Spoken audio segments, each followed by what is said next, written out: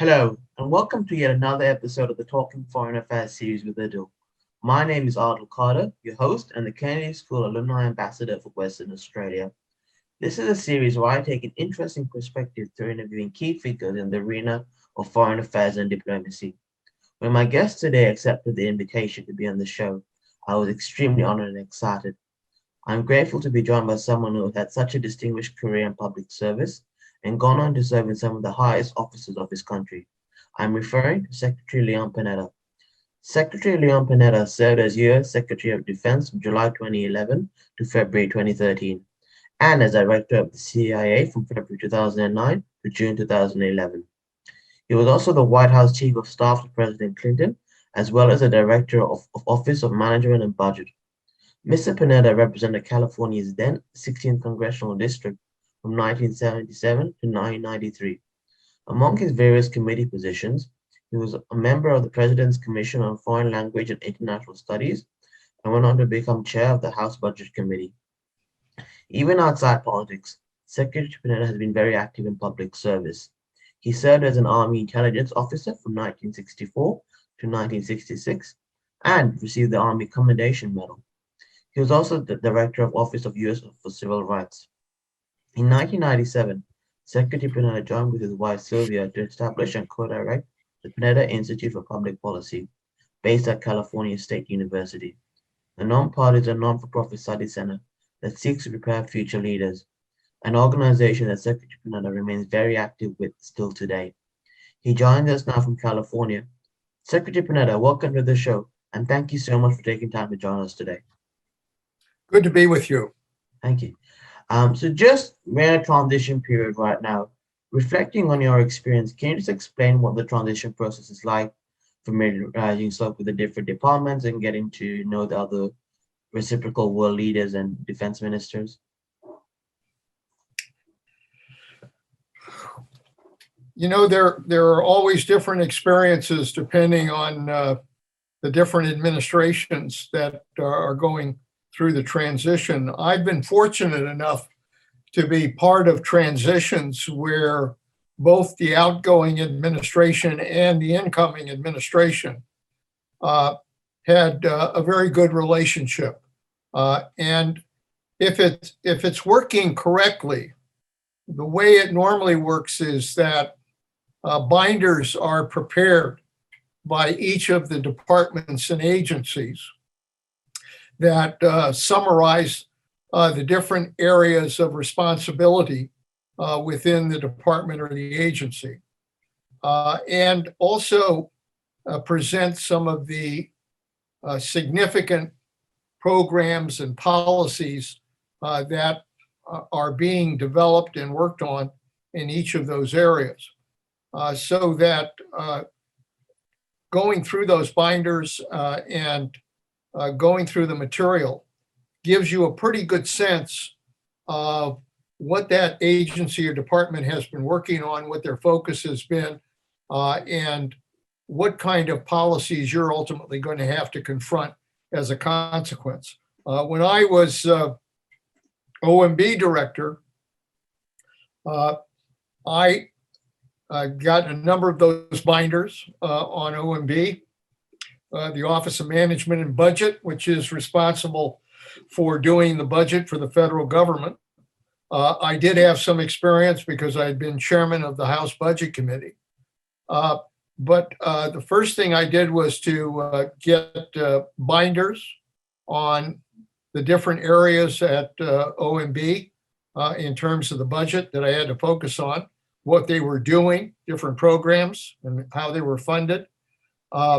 I then had briefings by the different professionals that were involved in different areas. They sat me down in a conference room and briefed me on the different issues that they were working on. And then I sat down with my predecessor, Dick Darman, who was the former director of OMB, and we had a long discussion in which we kind of not only talked about policies, but talked about the politics of the issues that we were working on.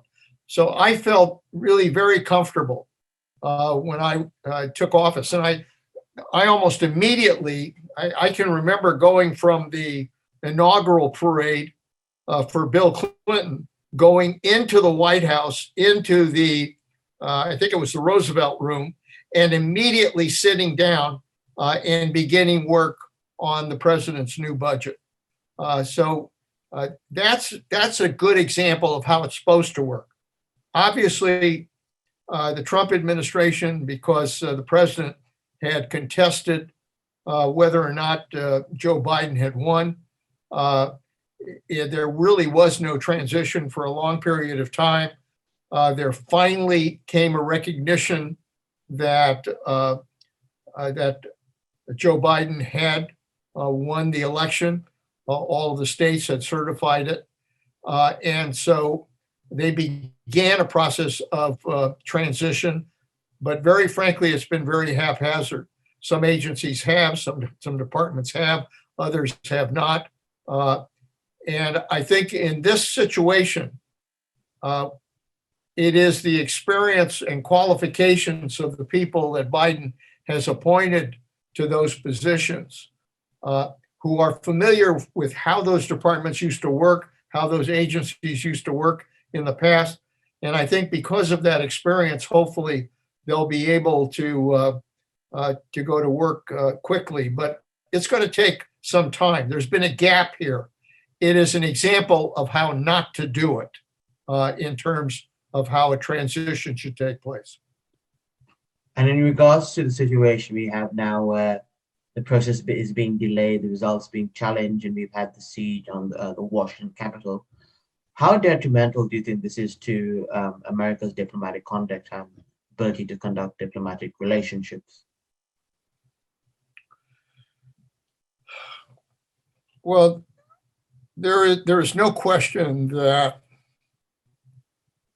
this is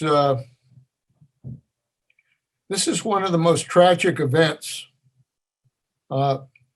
in modern U.S. history, when a president of the United States incites a crowd to attack the Capitol of the United States, and there's an armed attack of the Capitol and a virtual siege of the Capitol for almost 4 hours, bringing our democracy to a halt. I think January 6, 2021 is going to go down in history as a day when domestic terrorism almost undermined our system of democracy. Now, thank God, the Congress, Republicans and Democrats, were willing to go back to work once the Capitol was cleared. They confirmed the vote on behalf of Joe Biden. And even to this day, they continue to function as they should under our Constitution. But I think the end result is really two things. Number one, it tells the American people how fragile our democracy really is and how we should not take it for granted. And secondly, it sent, I think, a very terrible message to both our adversaries and our allies that raised questions about the strength of our democracy.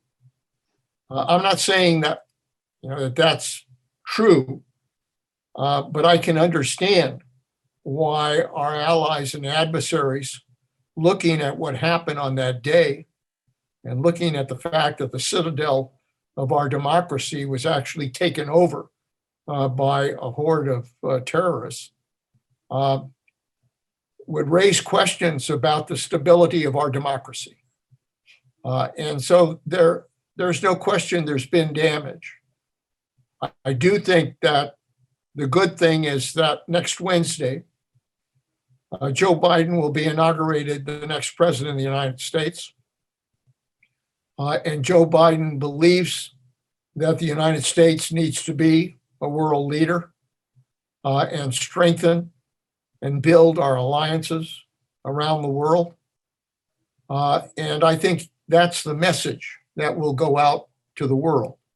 And hopefully that can repair some of the trust that was literally destroyed by this past administration. And you highlighted President-elect Biden to be sworn in soon and his new approach. Could you explain further what you think are the other key foreign policy changes you think you'll see on the new administration? I think the fundamental, there's a very fundamental difference here. I'm a believer that the United States should be a world leader. And coming out of World War II, the United States provided world leadership in building alliances and in taking on national security threats, not only to the United States, but to those nations that were our friends. We worked together. We built the NATO alliance.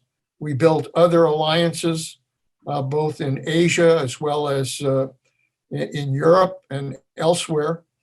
And I believe that that was the right step. The United States provides leadership not based so much on our power as based on our values, the values of freedom and liberty, self-government, and the dignity of human beings. Those are important values. And I think that what happened in this last administration is that President Trump basically said that we should withdraw from our position of leadership in the world into an America First approach that would have us focused simply on our own issues and not relate to our allies in the world and not work with them. He criticized our alliances. He undermined a lot of our friends and our allies so that they came to the point where they really didn't trust the United States. And I think that what Joe Biden will do, because he is someone who has spent a lifetime really working on foreign affairs issues. He's met most of the world leaders. He understands those issues, but most importantly, he believes not just in our military power, but in our diplomatic power as well. So I think you will see the Biden administration move back to a United States that will not only be a leader in the world, but will be a friend to those countries that are allies. He will strengthen and build new alliances, and he will clearly define our adversaries for who they are. He will not send mixed signals with regards to who our adversaries are in a very dangerous world. And now reflecting more when during your time in office, and you've had positions within various government departments, reflecting on your role both as CIA director and defense secretary, what were some of the main differences in how you were able to conduct diplomacy, especially given that foreign affairs is now becoming a more whole of government approach?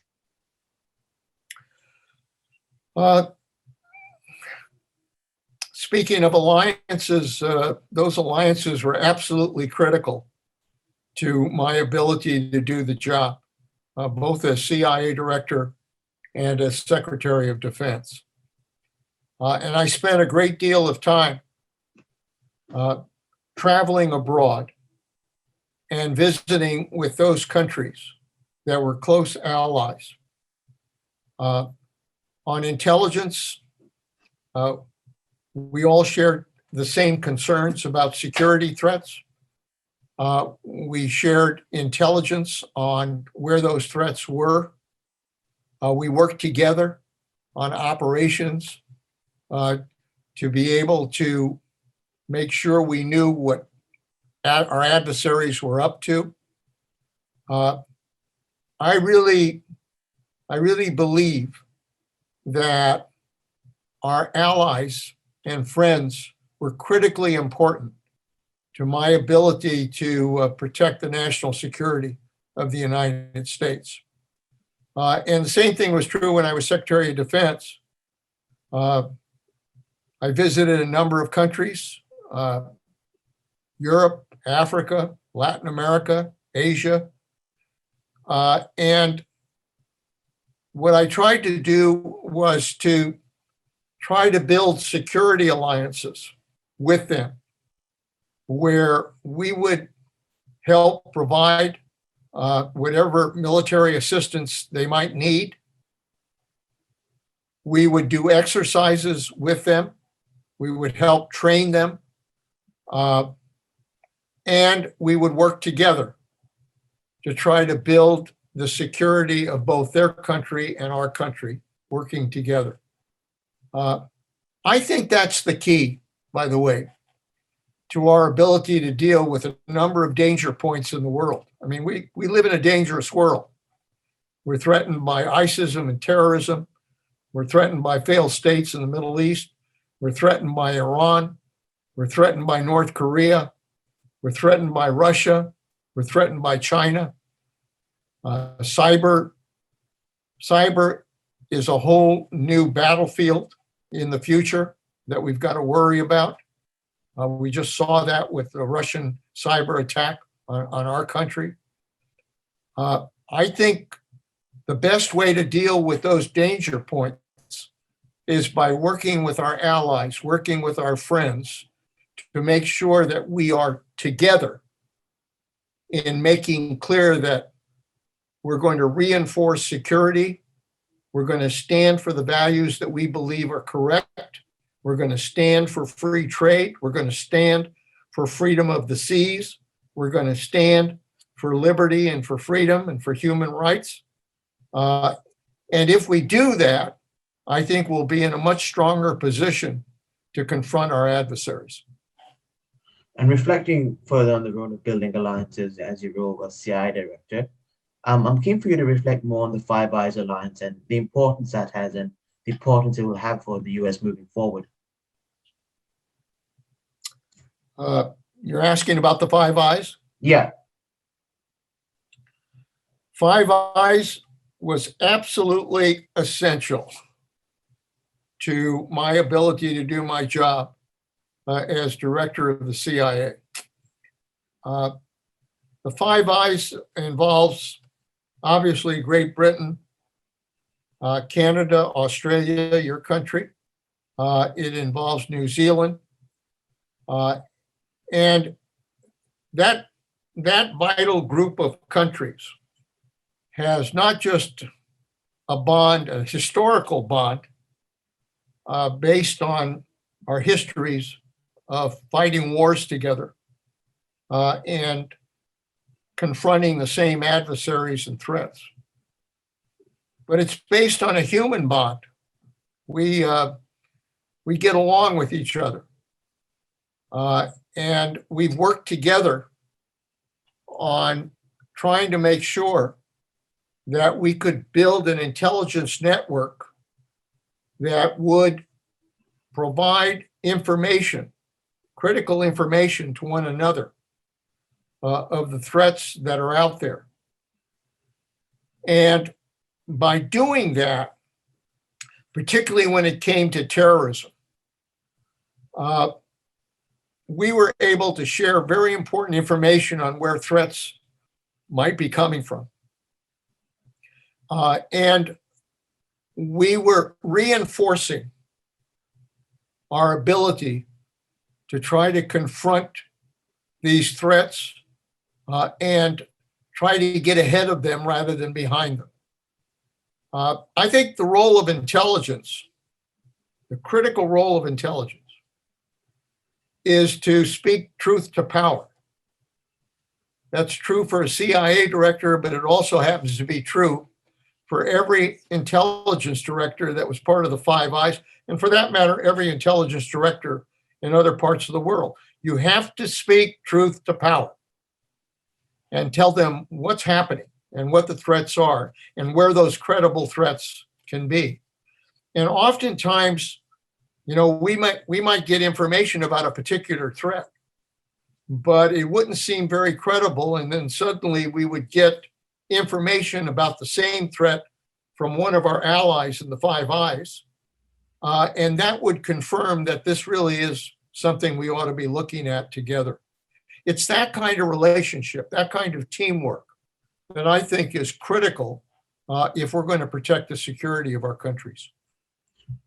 And on the note of Australia and something closer to home, I'm quite keen for you to reflect on what were some of your best memories in the U.S. Australia alliances, and what do you think lies ahead for the relationship between both our countries? I think Australia is a very critical link for the United States, not only in the Pacific, but very frankly around the world. I mean, the Australians have stood up and fought with us in almost every major conflict in recent history. And the Australians are true friends. They really are.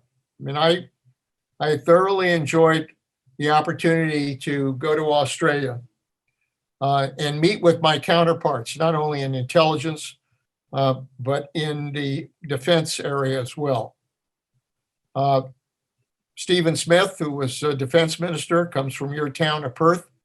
I actually had a chance to visit Perth and visit some of the memorials to the veterans, the Australian veterans, and pay tribute to them because they fought alongside the United States. And that bond is unique. And as a consequence, I have to tell you, sitting down with the Australians is probably as close as it comes to sitting down with people in this country and talking the same language. Australia's roots are basically an immigrant country, and so is the United States. And that gives you a certain human perspective on life and the importance of your country. And I enjoyed that personal relationship with every Australian I had the honor to meet. We could talk, we could laugh together, we could enjoy both fine food and fine wine together. But most importantly, we had the same views about threats and the same views about how you confront those threats. So I have to tell you, Australia is a very special partner for the United States, particularly in that part of the world. I mean, after all, we're both having to deal with the threat from North Korea and the danger that North Korea could launch a nuclear weapon, not only against Japan, but other countries in the Pacific, including the United States. We're dealing with China. And China is a large presence in the Pacific. But in order to have a dialogue with China, they need to know that countries like Australia and the United States and other allies are willing to work together, whether it's on trade, whether it's on security, whether it's on other issues. And that bond is very important in order to make clear to China that if they want to have trade, if they want to participate in developing a strong economy, they are going to have to work with others. They can't just dominate the scene. They're going to have to work with others.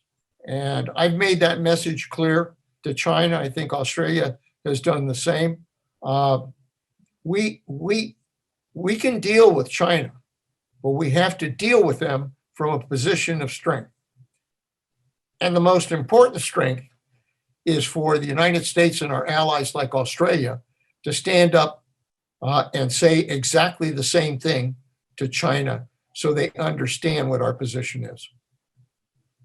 And you said how both countries have a mutual interest in regards to responding to threats in the region. What do you think lies ahead in regards to the Quad arrangements?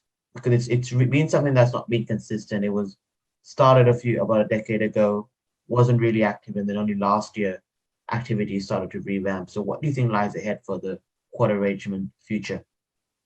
Yeah, I'm concerned because I think that that relationship has been somewhat damaged over these last 4 years.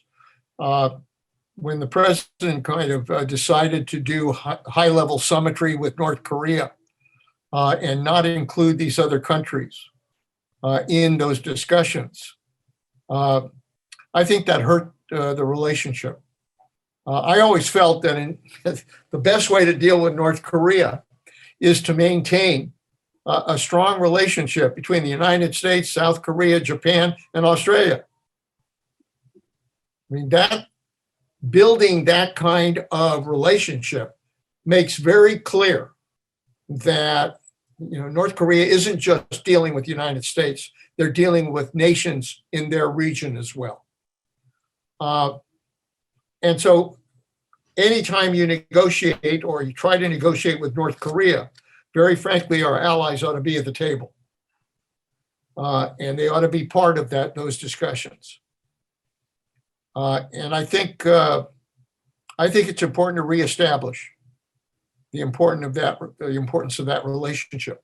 It's not only important in terms of diplomacy, it's important in terms of national security. Very frankly,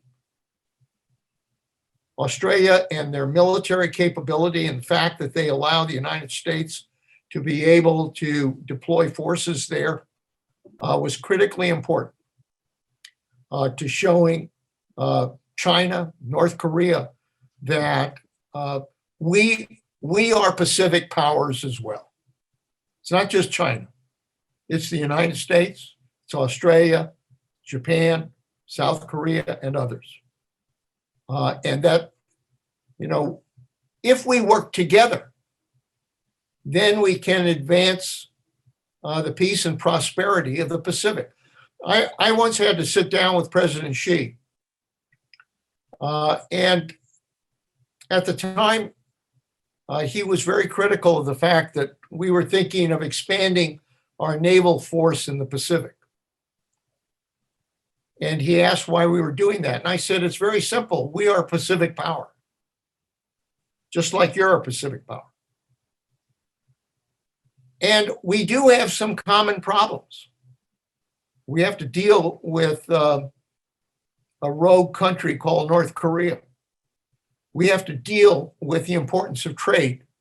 We have to deal with the importance of freedom of the seas. We have to deal with the threat of drugs in that part of the world.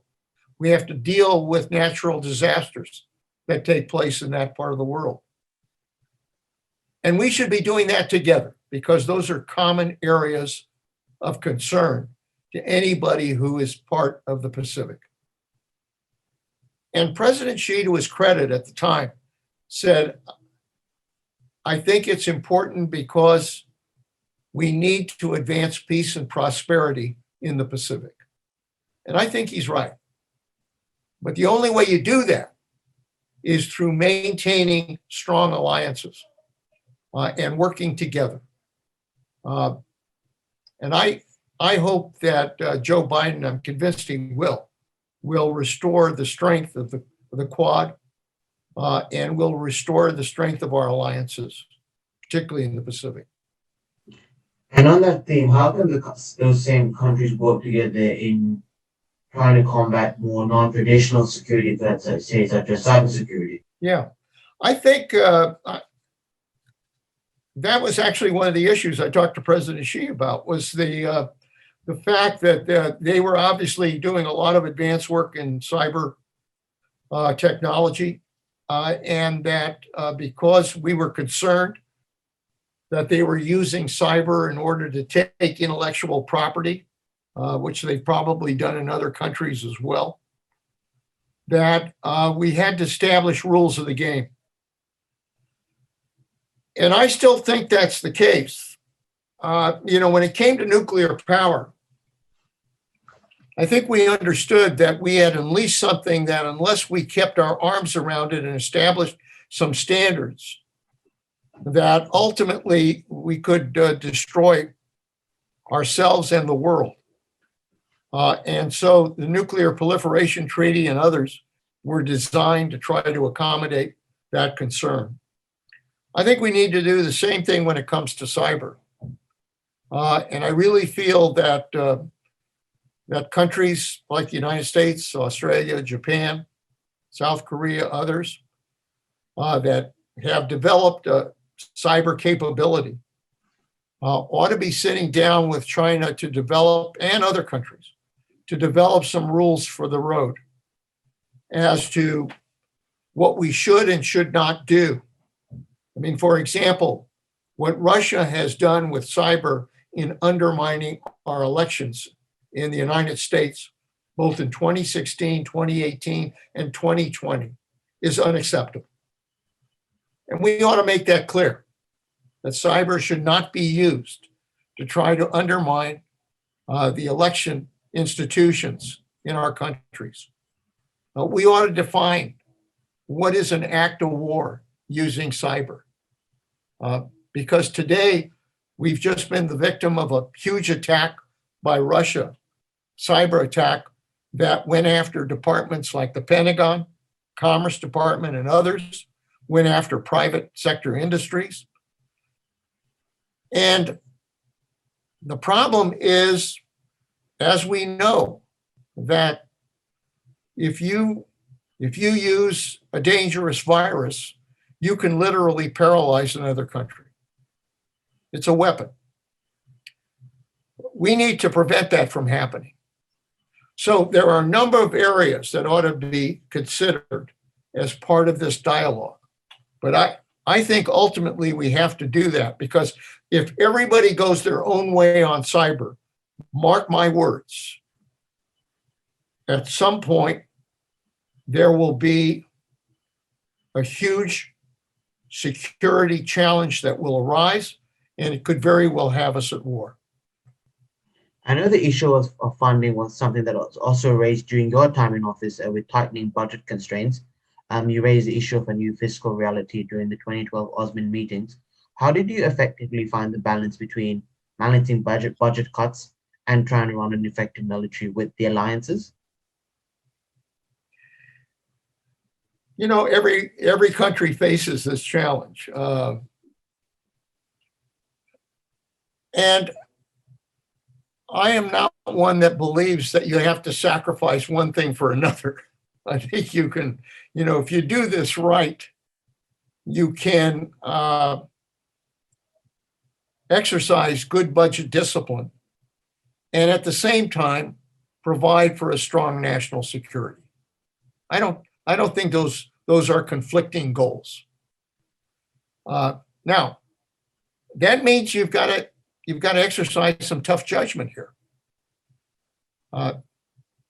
Look, I think in the United States, we're committed to maintaining the strongest military power on the face of the earth. But as Secretary of Defense, I also recognize that there were areas where we could indeed achieve savings and we would be stronger for it. You know, whether it was areas like procurement, where you can have cost escalation on weapon systems that totally run out of control, and trying to maintain better discipline there. Duplication. I mean, one of the best things we did in the military in the United States is joint commands, joint forces, working together, Army, Navy, Air Force, Marines, working as a unit, because when you're in conflict, it's much better if you're working together. And we've developed our combat commands to reflect that kind of unity. I think that you can achieve savings in terms of even some of the base structure that we have. Some of those bases were created a long time ago. They don't really serve much purpose today. They become obviously political areas that are protected by the Congress, no matter whether or not they serve a legitimate defense purpose. So there's got to be some tough decisions made. But at the same time, my view is if you exercise good discipline, the result will be that you will have a stronger defense, not a weaker defense. And on that note, as we head into the new administration, incoming Defense Secretary Lloyd Austin, what are your thoughts on the pick and what he can bring to the role? I I know Lloyd Austin. I worked with him when I was Secretary of Defense. Lloyd Austin is somebody who's very experienced. He's very qualified. And most importantly, he understands not just our men and women in uniform, he understands the importance of the commitment of the United States to doing what's right. And incidentally, I think he understands the importance of civilian leadership at the Pentagon. Even though he's a military officer, I think he respects civilian leadership. And he's been retired and has been a civilian for a period of time. George Washington was our first general. He retired from being general to assume the responsibilities of President of the United States. Eisenhower did the same thing. George Marshall did the same thing. And I think Lloyd Austin can do that as well. He is, most importantly, he's a good human being. And I think it would be a real compliment for the United States to be able to have the first Black Secretary of Defense in our history. And I think Lloyd Austin is a great candidate to fulfill that role. Should be bright times ahead, hopefully. And we're just about approaching time, so getting into the last question. This is something I've always been intrigued about as it deals with the people-to-people connections between ministers and heads of states and how that impacts alliances. In one of your recent articles, you said that Americans are losing out because so few speak a second language. In addition to economic and military power, how important are those people-to-people links brought through culture? And I know you were also on the President's Commission on Foreign Language and International Studies, and that has given you a different dimension to this view to this topic. The ability to understand culture. You yourself, being the son of Italian immigrants, how did that exposure to another culture help you in engaging with the world and viewing the world? Well, I'm a big believer in foreign languages and the importance of foreign languages. I think in education, I know we talk about the 3 R's, reading, writing, and arithmetic, but there's a 4th R, which is the reality of the world we live in.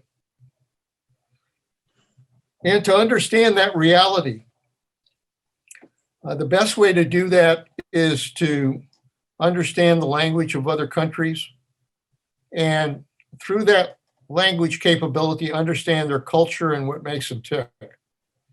When I was CIA director, I frankly came to the conclusion that you could not be a good analyst, a good intelligence analyst, unless you spoke the language of the country you're responsible for.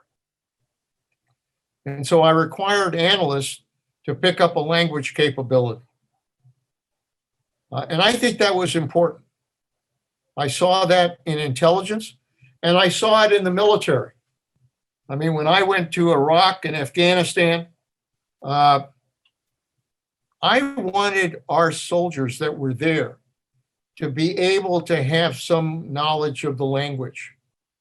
Because if they're in a situation, particularly on the battlefield, where you're trying to figure out what the hell's going on, and you don't know the language of the country you're dealing with, I think you really pay a price for that. And it could be a price that involves your own life. I also think that it is in many ways out of respect for others that knowing their language and being able to speak to them in their language shows respect for who they are, rather than simply saying, no, you ought to be able to speak English. I think we do better in terms of building better relationships if we can speak in the languages that are involved in this global world that we're a part of. I am the son of immigrants, and I obviously learned Italian in that family because my parents spoke Italian. But I found when I would go back to Italy to visit with my relatives there, and because I spoke Italian, I had a much better sense of what made them tick. I could understand the nuances of what they were saying. I understood where they were coming from. I understood their needs. And they appreciated the fact that I could understand what they were saying. I cared enough about them to understand what they were saying. I think the United States, we really do need to stress better language training in education. I would require language training. Not only in grammar school, I would require it in high school and in college so that you develop a language capability. Because if you have that, particularly in a country now where we have a huge Latino population, the ability to understand what they're saying and what makes them tick.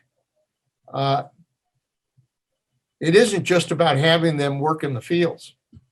It's about knowing what their families need. What is it they care about in raising their families and in providing for them? And the best key to that is a language capability to unlock that door. So I'm a big believer in language training. I don't think we do enough of. On the commission you mentioned, we came to the conclusion that that language training in the United States was a disgrace, and there was not enough attention being given to it. And I still believe that. I think more needs to be done to make young people understand that they have a responsibility in a global world to understand other countries, what they're about, what their needs are. And the best way to do that is by understanding their language. And on that note, that's it for time today. Secretary Panetta, thank you so much for your time on the program. Your thoughts have been very insightful. We really appreciate the opportunity, and it's been an absolute honor for you to join us. Well, it's good to do this, and please give my regards to all of my Australian friends. As I said, I really enjoyed the opportunity to meet with them, to share not only good food and good wine together, but enjoyed their company. But more importantly, enjoyed the fact that they were critical to our security and to their security.